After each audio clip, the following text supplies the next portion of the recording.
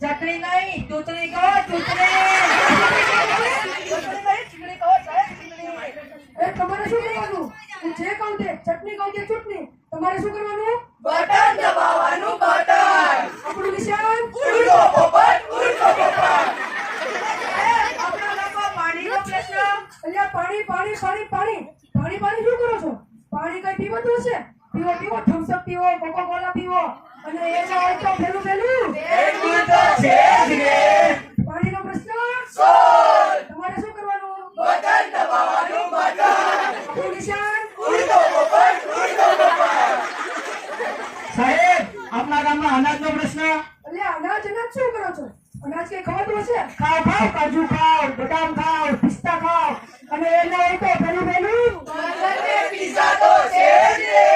અનાજનો પ્રશ્ન સોલ. તમારે શું કરવાનું? બટન દબાવવાનું, બટન. આપણું નિશાન ઉડતો પોપટ, ઉડતો પોપટ. સાહેબ, આપણા ગામમાં વીજળીનો પ્રશ્ન. આપણા ગામમાં વીજળીનો પ્રશ્ન. અલ્યા વીજળી વીજળી શું કરો છો? વીજળી કે બાળક હશે? બાળો બાળો, ફાનસ બાળો, મીણબત્તી બાળો, ટોર્ચ બાળો. અને એના હોય તો પેલું પેલું સુરત દાદા તો છે જ રે. વીજળીનો પ્રશ્ન સોલ. તમારે શું કરવાનું? બટન દબાવવાનું, બટન. આપણું નિશાન ઉડતો પોપટ, ઉડતો પોપટ. આ શું કહેવા માંગે છે? આપણા ગામમાં રોડનો પ્રશ્ન. એટલે રોડ રોડ શું કરો છો? રોડ પર કઈ ચલાવતું હશે? ચલાવો ચલાવો, હેલિકોપ્ટર ચલાવો, રોકેટ ચલાવો. અને એના હોય તો પેલું પેલું વિમાન તો છે જ રે. તમારે શું કરવાનું? બટન દબાવવાનું, બટન. આપણું નિશાન ઉડતો પોપટ, ઉડતો પોપટ. આપણા ગામમાં ઘંટીનો પ્રશ્ન. એટલે ગણતીનો પ્રશ્ન તો ભયાનક છે. હું આ બાજુ બેઠેલી બહેનો અને આ બાજુ બેઠેલા ભાઈઓને સોંપું છું. અરે તમને કહું છું, તમને. જો દીદીબેન, તમે રસ્તા પર પાણી નહીં ઢોળો ને. જો સાહેબ પહેલા મારી વાત સાંભળો તો હું પણ નહીં ઢોળું.